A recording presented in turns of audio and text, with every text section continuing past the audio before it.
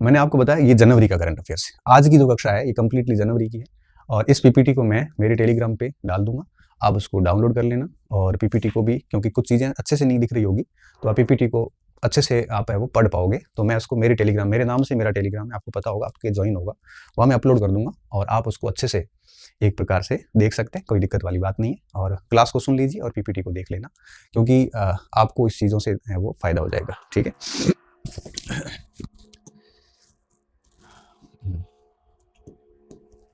शुरू करते हैं। देखो, सबसे पहले बिंदु है अभी नहीं अभियान। ये अभियान जनवरी में शुरू किया गया था। देखो, नाम से पता चलता है अभी नहीं का मतलब होता है कि एक बच्ची अपने माँ बाप से कह रही है कि अभी मेरी शादी नहीं होनी चाहिए। ये एक अभियान चलाया था जिसका मेन उद्देश्य था बाल विवाह को रोकना और जो युवा लड़कियों को अपने सपने पूरा करने के लिए उनको अवसर देना। ये जो राजस्थान राज्य विधिक सेवा प्राधिकरण है जयपुर में, उसके द्वारा इसको शुरू किया गया था और मेन उद्देश्य जो था वो था आपके बाल विवाह को रोकना। तो इसमें आपको कैसे याद करना होता है, बड़ी सिंपल सी पॉइंट देखना होता है। सबसे पहले दिमाग में ये रखना होता है अभियान का नाम ये है और ये RSLSA ने शुरू किया और मेन उद्देश्य क्या है, बाल विवाह को रोकना। ठीक है, इसलिए इसका नाम भी उसी हिसाब से अभी नहीं अभियान। हालांकि इतना बहुत महत्वपूर्ण नहीं है, लेकिन दिमाग में इतना रख लेना कि अभी नहीं अभियान का मतलब है बाल विवाह से। एक लाइन में आप खत्म कर देना इसको, क्योंकि इतना महत्वपूर्ण नहीं है। जहां बहुत महत्वपूर्ण बात आएगी उस समय मैं आपको बताऊंगा। ठीक है, दूसरा है आपके राजस्थान मरु। अब इसमें आपको ये मैंने जो 2 अंडरलाइन की है, बस इसका आप वो थोड़ा सा ध्यान रख लेना, इससे ज्यादा कुछ भी नहीं करना। क्या करना, एक तो ये ध्यान रख लेना और इसके अलावा एक ये बाल विवाह को रोकना, ये देख लेना। बस ये 2 चीजें इस पूरे में इंपॉर्टेंट है, ज्यादा महत्वपूर्ण है। ठीक है, अब राजस्थान मरु उड़ान महिला सशक्तिकरण। अब मरु का मतलब है मरुस्थलीय क्षेत्रों से, तो ये मरुस्थलीय क्षेत्रों के लिए है और महिलाओं को सशक्त करने की एक पहल है। ठीक है, जो बाड़मेर के जिला कलेक्टर ने बेटी बचाओ अभियान के तहत शुरू की गई थी, जिसमें आपकी महिलाओं को शिक्षा, स्वास्थ्य वगैरह देना था।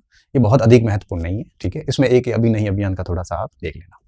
उसके बाद में ये गो स्नेह पात्र, इसको कोई नहीं, इतना ज्यादा महत्वपूर्ण नहीं है, इसको देख के छोड़ देना, ये पढ़ लेना आप। ठीक है, operation cyber shield. Cyber shield का मतलब होता है जो आजकल साइबर फ्रॉड होते हैं उससे लोगों को बचाने के लिए ये काम किया गया, साइबर अपराधों से लोगों को बचाना। ये एक आप है वो लिख लेना और इसको आप देख लेना। ठीक है, कि ऑपरेशन साइबर शील्ड का मतलब होता है, शील्ड का मतलब होता है रक्षा कवच। तो साइबर से सुरक्षा देने का ऑपरेशन था जो 2 से 31 जनवरी तक आयोजित किया गया। इसमें राजस्थान पुलिस भी शामिल है, इसमें साइबर एक्सपर्ट टीम भी शामिल है। ये लोग इसको लोगों को साइबर सुरक्षा देने का काम करते हैं।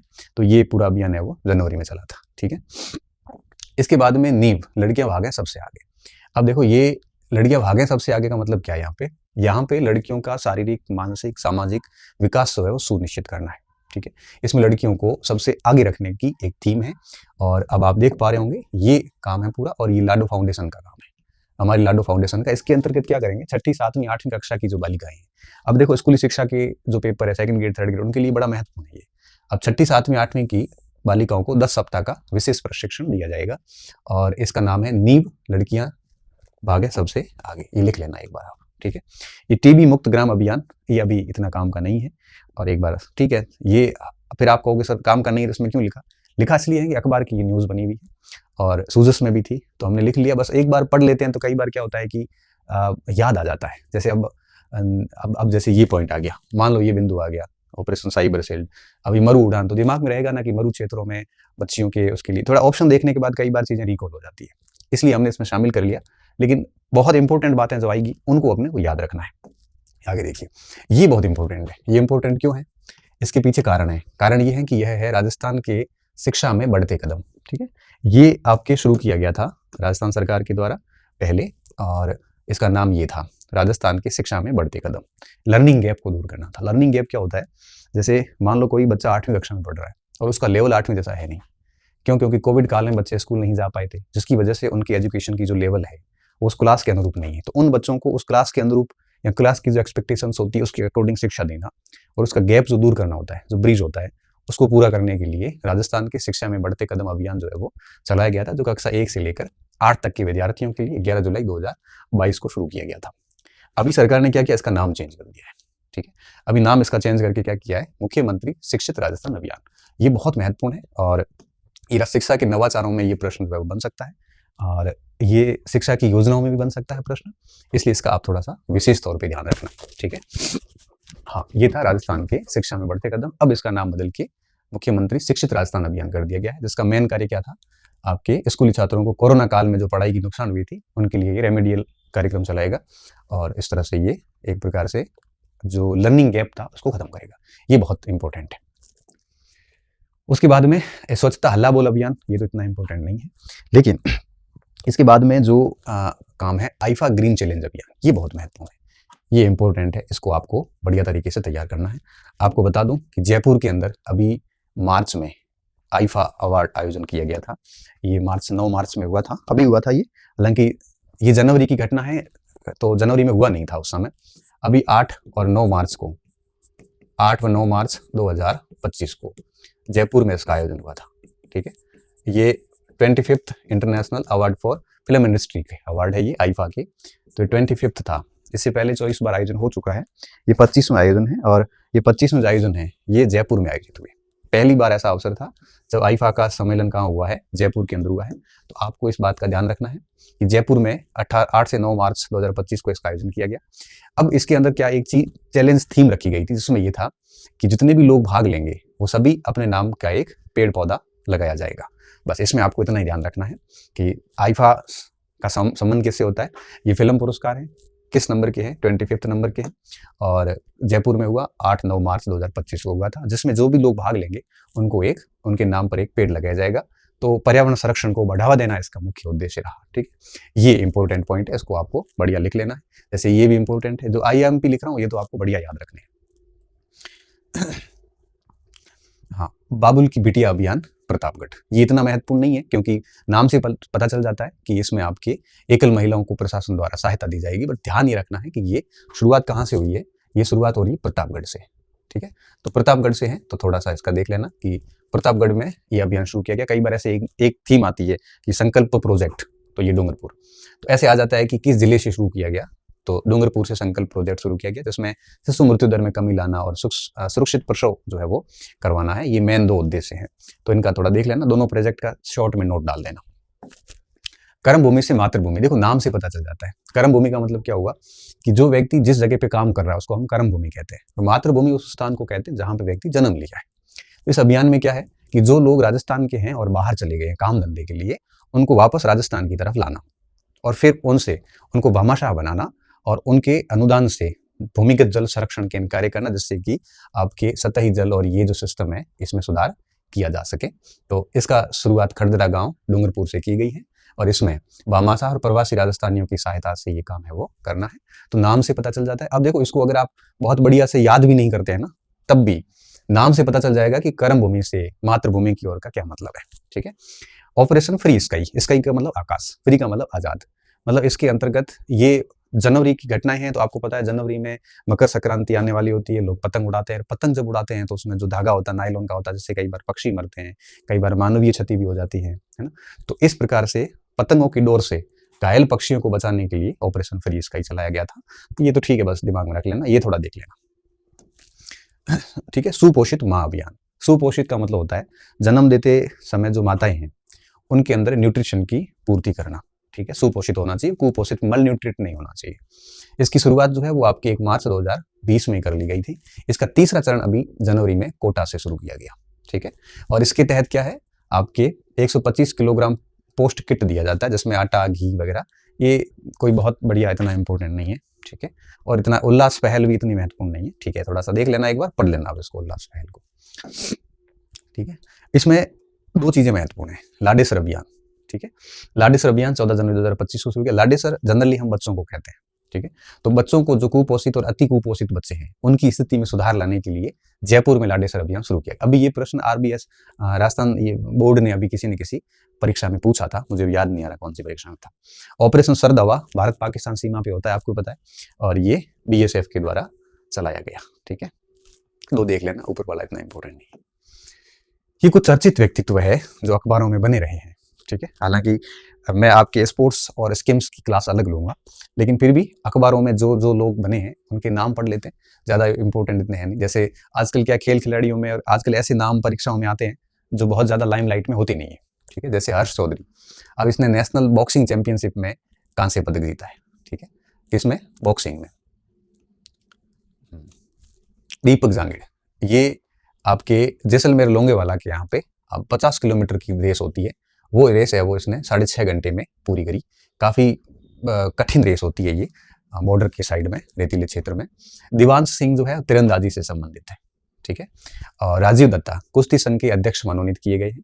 और अक्षिता माहेश्वरी ये जयपुर की महिला क्रिकेटर है, जो आईपीएल की तर्ज पे जो WPL हो रहा है उसमें मुंबई की टीम में इसको शामिल किया गया, आईपीएल में खेलेगी, ठीक है। विमेन प्रीमियर लीग है ये।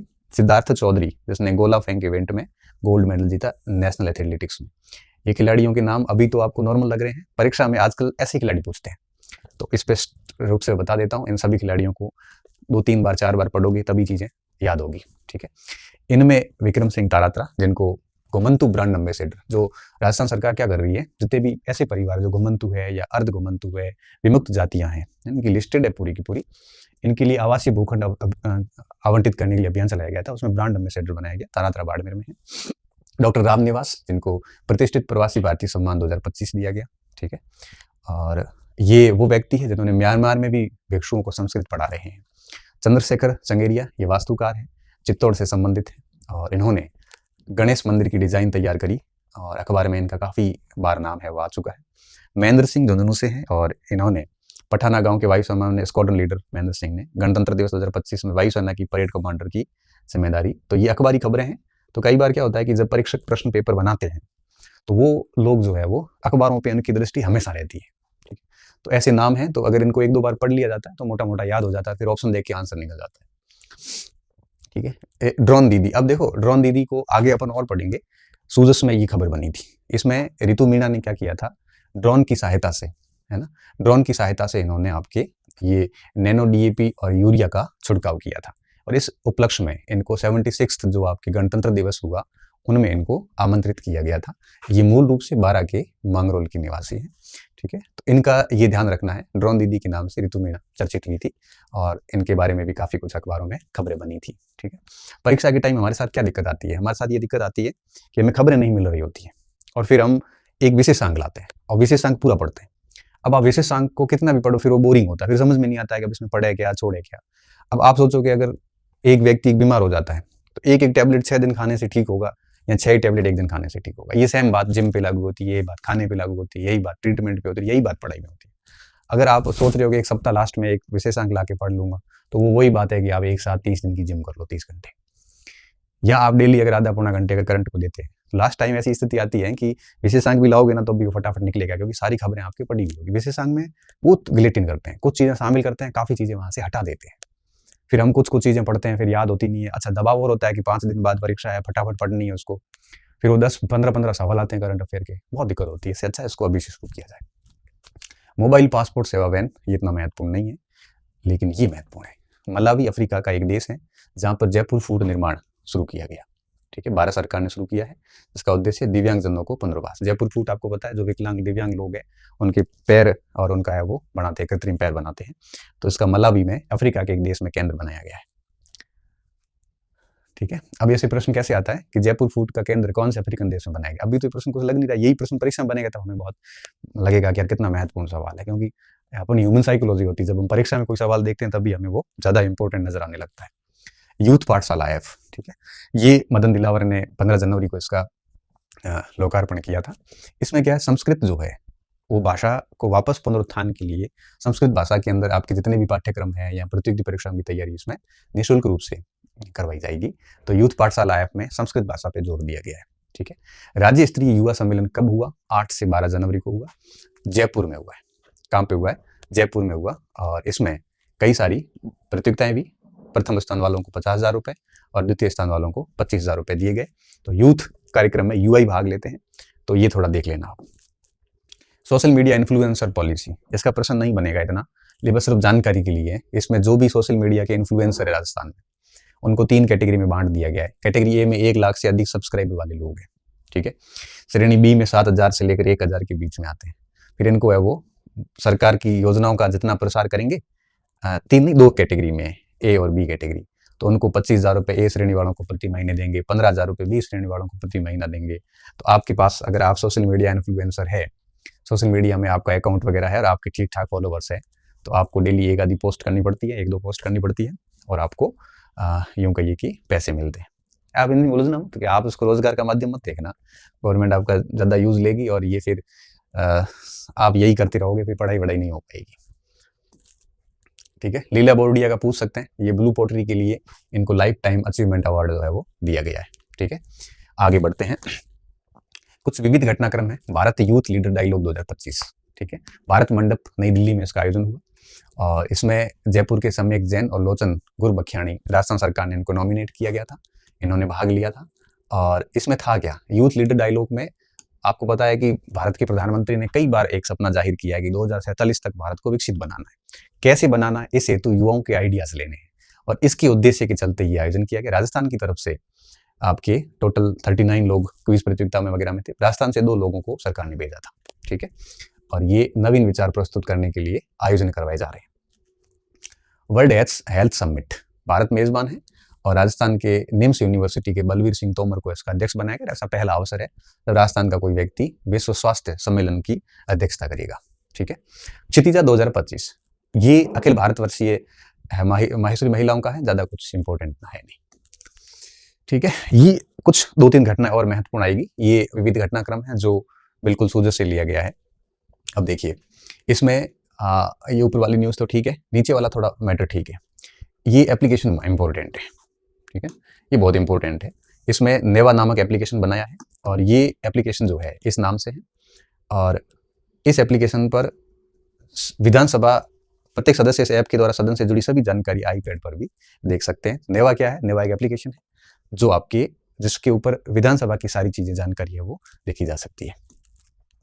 श्री कर्णपुर में सड़क सुरक्षा हेतु यातायात पार्क बनाया गया है। कर्णपुर कहाँ पे है, गंगानगर के अंदर। ठीक है, और पचपदरा रिफाइनरी जो बन रही है, यहाँ पे एक पेट्रो हब बनाया है सरकार ने, राजस्थान पेट्रो जोन की स्थापना की, जिसमें 3 गांव शामिल हैं। कौन से 3 गांव, खेमा बाबा नगर, बोराबाद, सुबागुंडी, इनको मिला के पेट्रो जोन की स्थापना की। पेट्रो जोन का मतलब होता है ऐसा पेट्रोलियम क्षेत्र जहाँ पे जितने भी सैटेलाइट इंडस्ट्री है, सैटेलाइट का मतलब रिफाइनरी में जो जरूरी सामग्री होती है उनको बनाने वाले उद्योग। ठीक है, जैसे पाइप इंडस्ट्री है, केमिकल इंडस्ट्री है, ये सारी इंडस्ट्री वहाँ पे स्थापित की जाएगी। पीपलूद पहले पेड़ पौधे लगाने के लिए फेमस हुआ था, आपको पता है, तो भीलवाड़ा जिले के जहाजपुर का पीपलूद है वो, या नवीन औद्योगिक क्षेत्र की स्थापना की जाएगी। ठीक है, ग्राम बोडाना में 2000 मेगावाट सोलर प्रोजेक्ट की स्थापना के लिए जैसलमेर जिले के बोडाना में भूमि आवंटित की गई है, तो ये सोलर प्रोजेक्ट बोडाना में बनाया जाएगा। तो ये प्रश्न आ सकता है, ध्यान रखना इसका।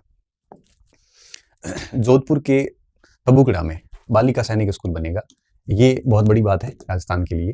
बालिकाओं के लिए सैनिक स्कूल अभी तक था नहीं, ये बनाया गया है और सभी संभागों में एक सैनिक स्कूल खोलने की घोषणा की गई थी 2024-25 में, उसी को लागू किया है। और कोटा के अंदर रामगंज मंडी में इसी प्रकार का सैनिक स्कूल बनेगा। ठीक है, और निमराना और भिवाड़ी का जो पार्क है, सिंगापुर की सेम्ब कॉर्प कंपनी बनाएगी, ये पहले से प्रस्तावित है, इसको याद रखने की जरूरत नहीं है। लेकिन ये जो आपके export promotion council for handicrafts है, EPCH का जो पहला डोमेस्टिक फेयर है, ये कहाँ पे आयोजित होने वाला है, जोधपुर में आयोजित होने वाला है, इसका थोड़ा सा ध्यान रखना। और नीचे का बिंदु ध्यान रखना, राजस्थान का इस बार राज्य स्तरीय गणतंत्र समारोह कहाँ हुआ था, उदयपुर के अंदर हुआ था। ठीक है, ये बहुत इंपॉर्टेंट है, वेरी वेरी इंपॉर्टेंट, क्योंकि आपको पता है कि अब साल भर यही रहने वाला है। अगला 26 जनवरी 2026 को जब तक पद्म अवार्ड देंगे तब तक यही रहने वाले हैं। राजस्थान के 3 लोगों को पद्मश्री दिया गया। ठीक है, भारत भर के अंदर जितने भी शांति गैर सैन्य सेवाएं जितनी भी हैं उनके लिए पद्म विभूषण, पद्म भूषण और पद्मश्री, ये 3 अवार्ड दिए जाते हैं। नागरिक सेवाओं के लिए दिए जाते हैं, सैनिक सेवाओं के लिए नहीं दिए जाते। तो राजस्थान को पद्म भूषण और पद्म विभूषण तो नहीं मिला, इस बार पद्मश्री राजस्थान के 3 लोगों को दिया गया। ये तो आप तरीके से याद रखना। सबसे महत्वपूर्ण कोई खबर आई है अभी तक तो ये आई है, उसमें देखिए सबसे पहला नाम है श्री सीन काफ निजाम, जो जोधपुर के हैं और ये अपने आप में साहित्य और शिक्षा से जुड़े हुए हैं। इनको 2010 में साहित्य अकेडमी अवार्ड भी दिया गया था और 2023 को निजाम को द उर्दू एकेडमी फेलोशिप भी दी गई। उर्दू साहित्य में लम्हों के सलीब, ठीक है, दस्त में दरिया, साया कोई लंबा ना था, नाद और जैसी कई कृतियां जो है इनके नाम हैं। ये पूछ सकते हैं, कथन पूछते हैं कई बार। श्रीमती बेगम बैतुल, ये जयपुर के हैं, कला से संबंधित हैं। मांड व भजन लोक गायिका है ये। ठीक है, लोकगीत को अंतर्राष्ट्रीय मंच पर पहचान दिलाने के लिए इनका योगदान बड़ा महत्वपूर्ण है। मूल रूप से नागौर से हैं, अभी इनका क्षेत्र जो है वो जयपुर है। इनको नारी शक्ति पुरस्कार भी 2022 में दिया गया था। इसके बाद में तीसरा नाम आता है बैजनाथ महाराज, जो सीकर से हैं, अध्यात्म स्पिरिचुअल लीडर हैं ये, और वैदिक शिक्षा की अलग जगाने के लिए इन्होंने श्रद्धा संस्कृत विद्यापीठ की स्थापना भी की थी। तो लक्ष्मणगढ़ के अंदर इनका आश्रम भी है। ठीक है, तो इसलिए ये तीनों नाम बड़े महत्वपूर्ण हैं। सीन काफ निज़ाम, श्रीमती बेगम बतुल और बैजनाथ महाराज। इन तीनों के बारे में कई बार मतलब पद्मश्री का पुरस्कार कई बार परीक्षा में आता है, जिसमें सम्मिलित करो आ सकता है या कथन आ सकते हैं, कौन सा कथन ठीक नहीं है, एक नाम लिख के पूरा कथन बना देते हैं इनमें से। तो एक एक बिंदु इसके बारे में आप ध्यान रखना, ठीक है। आगे बढ़ते हैं, ये बहुत महत्वपूर्ण खबर है। राजस्थान यूथ आइकन अवार्ड 2024, तो इसमें 11 युवाओं को सम्मान दिया गया, हर अलग अलग क्षेत्रों से, जैसे जयपुर से प्रिया राठौड़, प्रिंस तिवारी, तनु प्रजापत, धर्मा जाट, यश गर्गे, ये सारे सारे मैंने नाम है वो लिख लिए हैं, तो इसको आप एक बार देख लेना, है ना। यूथ आइकन अवार्ड, जो विभिन्न क्षेत्रों में उत्कृष्ट कार्य करने वाले युवाओं को 1 लाख रुपए और प्रशस्ति पत्र दिया जाता है। 11 युवाओं को इस बार है वो सम्मानित किया गया, ठीक है। ये 11 युवाओं के नाम लिखे हुए हैं। ऐसे आ सकता है इसमें कि निम्नलिखित में से कौन सा सम्मिलित नहीं है, या आ सकता है कि कौन सा यूथ आइकन अवार्ड से सम्मानित है या नहीं है, तो इसका ध्यान रखना। ये भी एक इम्पोर्टेंट पॉइंट है और पूछे जाने योग्य है ये सवाल। मोना अग्रवाल भी इम्पोर्टेंट है, ये पैरा आपके खिलाड़ी हैं, पैरा मतलब दिव्यांग खिलाड़ी है, और इनको है वो अर्जुन अवार्ड दिया गया। पैरा निशानेबाज है, ये बहुत महत्वपूर्ण बात है ये। और इस बार राजस्थान से किसी को भी मेजर ध्यानचंद अवार्ड नहीं दिया गया, अर्जुन अवार्ड में मोना अग्रवाल को दिया गया। इन्होंने पेरिस ओलंपिक 24 में 10 मीटर एयर राइफल स्टैंडिंग में कांस्य पदक जीता था, और इनके नाम कई सारी पैरा शूटिंग में कई सारी उपलब्धियां जो है वो जुड़ी हुई हैं, ठीक है। इसके अलावा डी गुकेश, मनु भाकर, हरमनप्रीत सिंह और पैरा एथलेटिक प्रवीण कुमार को ध्यानचंद पुरस्कार दिया गया, एक भी राजस्थान से नहीं है। मोना अग्रवाल का ध्यान रखना, ये खेल खिलाड़ी में प्रश्न आ सकता है, क्योंकि ये अर्जुन अवार्ड ही हो गई अब, ठीक है। इसको देखना बहुत महत्वपूर्ण है, वेरी वेरी इंपॉर्टेंट है ये, क्योंकि अर्जुन अवार्ड हो गए, पद्म पुरस्कार हो गए, या फिर उत्कृष्ट खिलाड़ी हो गए, इन सब का विशेष तौर पे ध्यान रखना जरूरी होता है हमें। इस जैसे ये है, ये यूथ आइकन अवार्ड भी इंपॉर्टेंट है, ये भी बहुत महत्वपूर्ण है। ये सारी ऐसी घटनाएं हैं जो एक दिन में तो आप कैसे याद करोगे, इसलिए कहते हैं कि इनको नियमित रूप से पढ़ा जाए तो कोई दिक्कत नहीं है। और अगर आप इसी जनवरी के शॉर्ट नोट्स बनाओगे तो 7 पेज में बढ़िया नोट्स बन जाते हैं। फिर क्या है कि वो बुकलेट अगर आप, जैसे अगली मेरी क्लास जब आएगी उस दिन आप वापस उसको पढ़ लो, तो क्या होगा कि आपके रूटीन में आ जाएगा। फिर आप विशेषांक पढ़ोगे तो मेरे से जो कोई खबर छूट गई है तो विशेषांक में वो पकड़ में आ जाती है, विशेषांक से छूट गई है तो आपको ये नोट से पकड़ में आ जाती है, तो दिक्कत नहीं आती है ना। आगे बढ़ते हैं, ये कुछ वन लाइनर है, ठीक है। और ये वन लाइनर ऐसा है जो जनरली परीक्षाओं में नहीं आता, फिर भी अखबारों में बना है। जैसे राजस्थान के किशोरपुरा जो कोटा का है, उसको सर्वश्रेष्ठ थाने का दर्जा दिया गया, ठीक है, सर्वश्रेष्ठ थाने का दर्जा दिया गया। और यश चोपड़ा का इतना इंपॉर्टेंट नहीं है, ठीक है। नीरज चौधरी राजस्थान के स्टेट इलेक्शन आइकन घोषित किए गए, ठीक है। और ये पचुकड़ा में बालिका सैनिक स्कूल की बात हमने पहले कर ली, जोधपुर संभाग का ये पहला बालिका, ये भी हमने देख लिया। जीएसटी ट्रिब्यूनल इतना इंपॉर्टेंट नहीं है। और राइजिंग राजस्थान सम्मेलन आपको पता अभी हुआ था दिसंबर 2024 के अंदर, जिसमें आपके 32 देशों ने भाग लिया था, तो उसको अपन आगे देखेंगे, थोड़ा सा वो आगे आ जाएगा वैसे, ठीक है।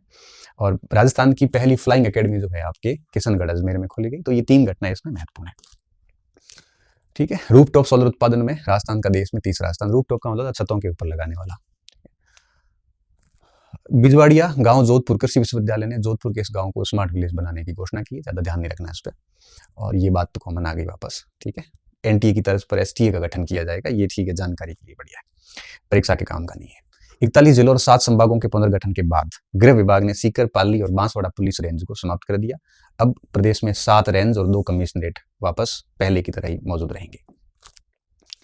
प्रदेश के 6 जल योद्धा गणतंत्र दिवस समारोह के विशेष मेहमान रहे, ठीक है। ये प्रश्न पूछने योग्य नहीं है। सुरभि विश्वविद्यालय का ध्यान रखना, सिरोही के अंदर रेवदर के पास में पासनत गांव में खोला गया है।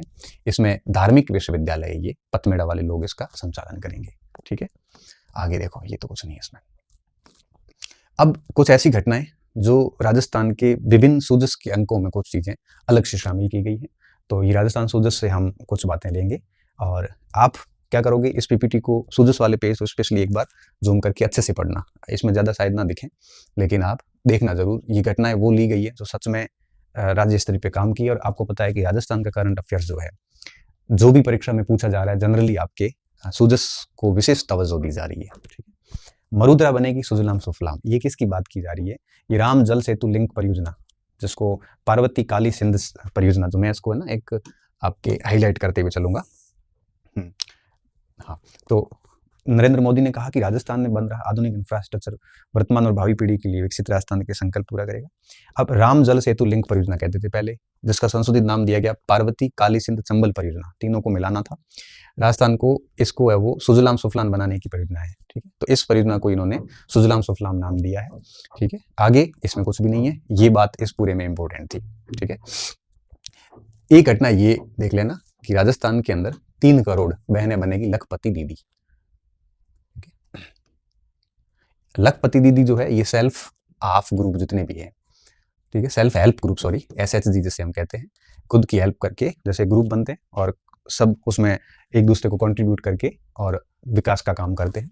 तो उसमें 3 करोड़ बहनें जो है वो लखपति दीदी बनेगी, तो उसमें गवर्नमेंट इनका हेल्प करेगी यहाँ पे, ठीक है। तो ये घटना इन पूरे पेज में 2 घटनाएं महत्वपूर्ण है।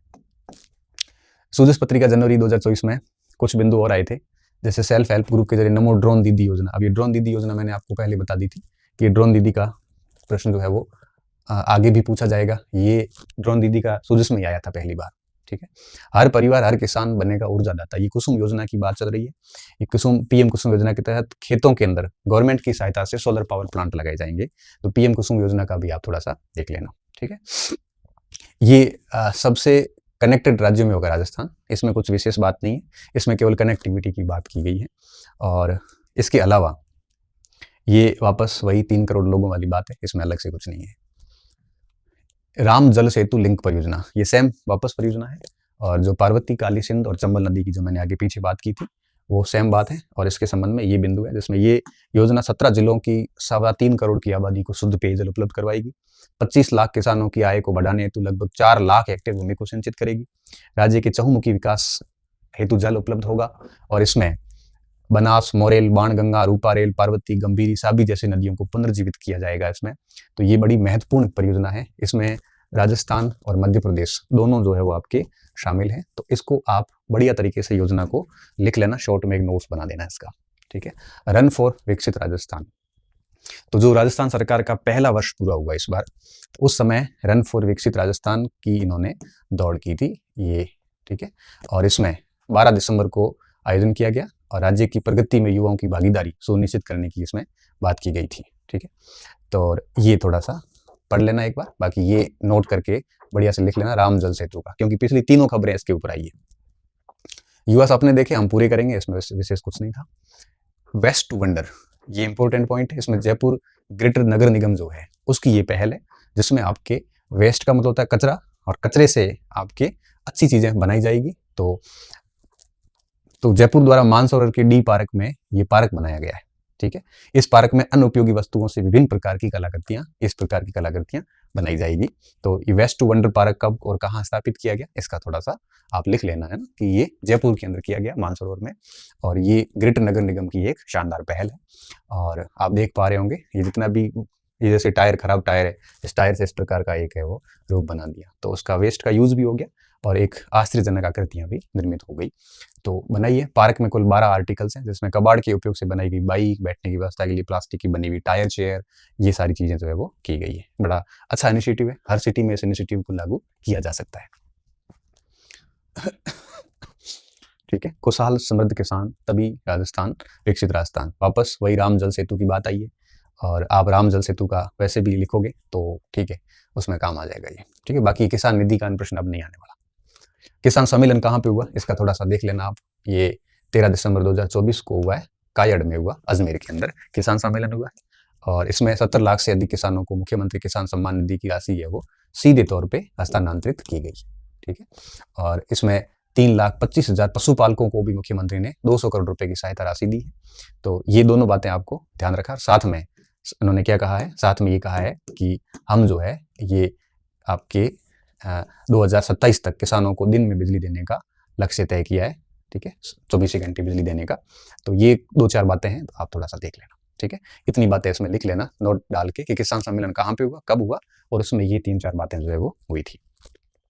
राज्य स्तरीय महिला सम्मेलन, तो सबसे पहली बात है कि ये आयोजित कहाँ हुआ, तो ये आयोजित हुआ 13 दिसंबर को और उदयपुर के अंदर हुआ। ये लाइन आपको अच्छे से याद रखनी है। और इसमें 1 लाख नवीन लखपति दीदी का सम्मान किया गया, ड्रोन दीदी का चयन किया गया, ठीक है, अमृत आहार योजना, राजसखी पोर्टल, और यहीं पर आपको पता होगा जननी सुरक्षा योजना जो थी उसको लाडो योजना करके और उसकी राशि 50,000 से लाख रुपए कर दी, जिसको आगे हमने लिया भी है। ठीक है, तो यहाँ पे 500 कालिका पेट्रोलिंग यूनिट भी गठित की गई। कालिका पेट्रोलिंग यूनिट के अंदर पुलिस जवान है, महिलाएं। अभी थोड़े दिन पहले बाड़मेर के अंदर इसी कालिका यूनिट ने कुछ ऐसे घर जो सुनसान पड़े थे उसमें कई स्मगलर्स वगैरह को कालिका यूनिट ने गिरफ्तार किया था। तो कालिका यूनिट काफी चर्चा में रही हुई है। इसका गठन इसी जगह पे है, वो राज्य स्तरीय महिला सम्मेलन में किया गया था, तो उसका ध्यान रखना आप। गोवर्धन परिक्रमा, इसमें कुछ भी नहीं है, ये बहुत इंपॉर्टेंट है, इसको तो आप पूरा प्रिंट ही करवा देना, ठीक है, क्योंकि ये पंच गौरव योजना है। और मैं आपको बता दूं कि ये बहुत इंपॉर्टेंट योजना है। और इसमें क्या किया गया, सरकार ने राजस्थान के जो 41 जिले हैं टोटल, 41 जिले के पंच गौरव, हर जिले के 5 गौरव घोषित किए और उनके संरक्षण पे बल दिया जाएगा। जैसे बाड़मेर, अब बाड़मेर के अंदर 5 गौरव कौन कौन से, उपज, प्रजाति, उत्पाद, पर्यटन स्थल और खेल। अब बाड़मेर में ईसबगोल, आपको पता है कि यहाँ खारा पानी है, ईसबगोल खारे पानी में हो जाता है बढ़िया, और भूमि जो बाड़मेर की ईसबगोल मानती है। दूसरा, प्रजाति, यहाँ पे किस प्रजाति को पंच गौरव में रखा है, रोहिड़ा को रखा है। यहाँ पे किस उत्पाद को, कसीदाकारी बाड़मेर में अधिक होती है, उसको रखा है। पर्यटन स्थल के लिए बाड़मेर में किसको रखा, किराड़ू के मंदिर को। और खेल के रूप में बाड़मेर को रखा, बास्केटबॉल एकेडमी वगैरह सब बास्केटबॉल का बाड़मेर में बहुत बड़ी हब है यहाँ पे। तो ये 5 चीजें बाड़मेर की है, और इसी तरह से हर जिले की इन्होंने घोषित की है। देखो ये बाड़मेर का किया है इस तरह से। अगर आप ब्यावर देखोगे, भरतपुर देखो, भरतपुर में केवला देवी नेशनल पार्क पर्यटन स्थल और कुश्ती को खेल के रूप में रखा है। डूंगरपुर को देखोगे तो आम, सागवान, ग्रेनाइट, ये पूछते हैं। देखो इसमें पर्यटन स्थल भी आपको 41 पर्यटन स्थल याद हो जाएंगे। आपको खेल का तो इतना ध्यान रखने की जरूरत नहीं है, लेकिन ये उत्पाद, पर्यटन स्थल और ये फसलें बहुत इंपॉर्टेंट है, क्योंकि ये हर जिले की महत्वपूर्ण जो फसल है वही रखी गई है, महत्वपूर्ण जो पेड़ पौधे की प्रजाति वही रखी गई है, महत्वपूर्ण उत्पाद रखा गया और महत्वपूर्ण पर्यटन स्थल रखा गया है। खेल तो फिर भी कॉमन हो जाता है, लेकिन ये सारे के सारे प्रश्न पूछने योग्य है। और इसकी टेबल बनी हुई है, यही टेबल बनाई हुई है, आप इसको बढ़िया से प्रिंट करके अच्छे से इसको समझना, क्योंकि हर जिले की 5-5 चीजें हैं। कौन सी 5? उपज, उत्पाद, खेल, पर्यटन स्थल और प्रजाति। इसको कहते हैं राजस्थान के पंच गौरव। हर जिले के 5-5 गौरव तय किए गए हैं, ठीक है। ये वेरी वेरी इंपॉर्टेंट है। जिस तरह से पद्म पुरस्कार है उसी तरह से ये भी महत्वपूर्ण है, ठीक है। आप करंट अफेयर्स की कॉपी में इसको प्रिंट करके चिपका सकते हैं। अब सुजस पत्रिका के अंदर कुछ और चीजें भी इसमें शामिल की गई। क्या क्या शामिल किया गया, ये 10 संकल्प और 9 नीतियां गवर्नमेंट ने घोषित करी जनवरी के अंदर। और इसमें हालांकि इतना विशेष कुछ नहीं है, सौर ऊर्जा पे काम है, हस्तशिल्प कारीगरी पे है, इसमें कोई ऐसा प्रश्न बनने जैसा नहीं है। लेकिन ये जो 10 संकल्प और 9 नीतियां घोषित की, ये ठीक आपके राइजिंग राजस्थान 2024 से पहले घोषित की, ताकि जो इन्वेस्टर्स भारत में राजस्थान में इन्वेस्टमेंट करेंगे, तो वो इन्वेस्टर्स ये सारी चीजें देखने के बाद उनको निवेश के लिए आकर्षित किया जा सकता है। उस आकर्षित करने के लिए सरकार ने जो है वो ये किया था, 10 संकल्प लिए थे। पूछते नहीं है कौन सा संकल्प लिया नहीं लिया। महाकुंभ में तो ठीक है, राजस्थान वालों के लिए हमने क्या व्यवस्थाएं की है, वही बात लिखी है कि हमने 84 स्तंभों का आस्था स्तंभ बनाया, प्रयागराज एयरपोर्ट के ऊपर 4 हिस्सों में ये सब काम किया गया, प्रयागराज में रहने की व्यवस्थाएं की गई। तो ठीक है, ज्यादा ध्यान नहीं देना। राम ही राह, राम ही ठिकाना, राम ही पूर्ण, राम ही ताना बाना, ये गवर्नमेंट का श्री राम मंदिर के अंदर क्या योगदान है उस पर बात की गई है। मुझे लगता है कि ये प्रश्न आने लायक है नहीं, फिर भी एक बार आप इंटरेस्ट के लिए पढ़ लेना। मैंने आप लोग को पढ़ने के लिए इसमें ये पीपीटी शामिल करवाई है। ये है राइजिंग राजस्थान, ये बहुत महत्वपूर्ण है। ये 9 से 11 दिसंबर 2024 को आयोजित हुआ। 32 देशों ने भाग लिया इसमें, ठीक है। और 17 जो है वो इसमें पार्टनर कंट्री थी, ठीक है ना। तो ये 9 से लेकर 11 दिसंबर 2024 को आयोजित हुआ। इसकी अध्यक्षता प्राइम मिनिस्टर ने इसकी अध्यक्षता की। और राइजिंग राजस्थान में होता क्या, बेसिकली जितने भी इन्वेस्टर्स आते हैं और सरकार अपने ड्राफ्ट प्रपोजल रखती है कि हम देश के जो निवेशक हैं उनको क्या क्या सुविधाएं दे रहे हैं, और वे लोग फिर क्या करते हैं, जो इन्वेस्टर्स आते हैं वो लोग गवर्नमेंट से डील करते हैं कि भाई हम राजस्थान में ये करेंगे। जैसे MOU बोलते हैं, मेमोरेंडम ऑफ अंडरस्टैंडिंग। जैसे मान लो 35 लाख करोड़ के MOU हुए, तो 35 लाख करोड़ रुपए इन्वेस्ट करने की इच्छा जाहिर करी है इन्वेस्टर्स ने। इसका मतलब ये नहीं है कि राजस्थान में 35 लाख करोड़ का इन्वेस्टमेंट आ चुका है। 35 लाख करोड़ में लास्ट में 1.5 लाख करोड़ का इन्वेस्टमेंट भी नहीं आता है। हाँ, ये जरूर है कि MOU होते हैं, तो जैसे अंबानी आए, अंबानी का कोई रिप्रेजेंटेटिव आया, उन्होंने कह दिया भाई हम 20,000 करोड़ का इन्वेस्ट करने का यहाँ पे इंटरेस्ट रखते हैं। फिर बाद में बात होती है, फिर उसको अंतिम रूप तक जाते जाते चीजें बदल जाती है, और फिर हकीकत में क्या होता है 10% भी नहीं हो पाता। लेकिन फिर भी गवर्नमेंट ये काम करती है ताकि इन्वेस्टर्स आए, यहाँ इन्वेस्ट करें, लोगों को रोजगार मिले और राज्य की इकोनॉमी थोड़ी सी साउंड हो। और इन्वेस्टर्स इन्वेस्ट तभी करते हैं जब हेल्दी इन्वायरमेंट हो। हेल्दी इन्वायरमेंट का मतलब होता है इकोनॉमिक इन्वायरमेंट सारा, और ईज ऑफ डूइंग बिजनेस हो, मतलब व्यापार करने में बहुत आसानी हो। तो एक एक इन्वेस्टर फ्रेंडली स्टेट होना बहुत जरूरी है, और दुनिया के दूसरे देशों को ये दिखाने के लिए कि भाई हम इन्वेस्टर फ्रेंडली हैं, उस हेतु इस प्रकार के सम्मेलन किए जाते हैं ताकि उद्योगपति यहाँ पे आए और यहाँ पे इन्वेस्ट करें। आगे बढ़ते हैं। ये रानी जी की बावड़ी है, और एक बार पूरा इसका लेख आया था, तो क्या पता ये पूछ ले कि अनिरुद्ध सिंह की रानी नाथावती ने 1699 में यहाँ इस बावड़ी का निर्माण करवाया था। तो ये कुछ बावड़ी की बातें थी, एक दिन आई थी तो उसमें ऐड कर दिया।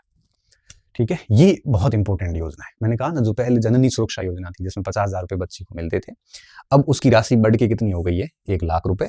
और इस योजना का नाम भी इन्होंने बदल के अब ये कर दिया है लाडो प्रोत्साहन योजना। ठीक है, 1 अगस्त 2024 से इसको लागू कर दिया गया।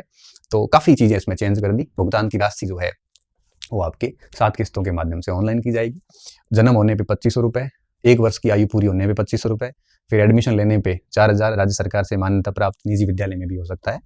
फिर छठी में प्रवेश लेने पे 5,000, 10वीं में प्रवेश लेने पे 10,000, और ये 1,00,000 रुपए की राशि जो है वो बालिकाओं को दी जाती है। पहले इसको जननी सुरक्षा योजना कहते थे, अब इसका नाम बदल के क्या कर दिया है, लाडो प्रोत्साहन योजना कर दिया है। ये बहुत इंपॉर्टेंट योजना है, और आप इसको बढ़िया से एक एक लाइन पढ़ लेना इसकी, तो आपको डेफिनेटली इसका फायदा होगा, क्योंकि ये योजना जो है वो एजुकेशन में भी आती है। ठीक है, और परीक्षा में पूछे जाने के पूरी की पूरी संभावना इसमें रहती है। पहले 50,000 भी थे, अभी इसके 1,00,000 रुपए हो गए। पहले 12वीं तक था, अब इनका ये वो 12वीं के बाद भी स्नातक तक कर दिया गया है। ठीक है, पहले 12वीं तक चीजें पूरी हो जाती थी, अब इन्होंने 50,000 रुपए और दिए हैं कि भाई अगर कोई बच्ची स्नातक परीक्षा उत्तीर्ण करेगी तो 50,000 रुपए उसको और मिलेंगे। ठीक है, तो पहले ये केवल 12वीं कक्षा तक योजना थी, अब 21 साल की उम्र तक है। हर वर्ष लगभग 5 लाख बेटियां इसमें लाभान्वित होगी। ठीक है, पहले 6 किस्तें थी, अब इसमें 7 किस्त हो गई। पहले 6 यहाँ तक ही थी जननी सुरक्षा योजना में, अब इसको 7 किस्तों तक कर दिया गया। आप इसको पढ़ना, ये योजना परीक्षा में आ सकती है। गोडावण, ठीक है, गोडावण को मिली संजीवनी। ये गोडावण आपको पता ही है अच्छी तरीके से कि इसको 21 मई 1982 को आपके राज्य पक्षी का दर्जा मिला हुआ है इसको, है ना। और इसको अपन आर्डियोटिस नाइग्रिसेप्स बोलते हैं, और इसकी अधिकांश आबादी राजस्थान और गुजरात में मिलती है। ठीक है, इस पे आर्टिकल है कि 3 दशकों में आबादी में लगातार 75% की गिरावट हुई है। अब कृत्रिम गर्भाधान से निषेचन अंडे से पहली बार गोडावण शिशु का जन्म हुआ, तब ये जो संकटग्रस्त हो रहा था, अब इसकी स्थिति वापस ठीक की जाएगी। तो एक संजीवनी मिली है, इस पे आर्टिकल है पूरा, और इसे ग्रेट इंडियन बस्टर्ड कहते हैं। 21 मई 1982 को राज्य पक्षी का इसको दर्जा दिया गया। ये तारीख कई किताबों में अलग है, मैं बिल्कुल ऑर्डर के अनुसार लिख रहा हूँ तारीख। सूजस पत्रिका से कुछ 2-3 खबरें और थी। पतंग उड़ाकर किया कार्यक्रम का शुभारंभ, ज्यादा ध्यान देने की जरूरत नहीं है। राज सखी राष्ट्रीय मेले का अवलोकन, ठीक है, इसमें भी कोई खास कुछ नहीं है इतना। ये नॉर्मल बात थी, ये कुछ विविध बातें हैं, बस इतना ही रहेगा।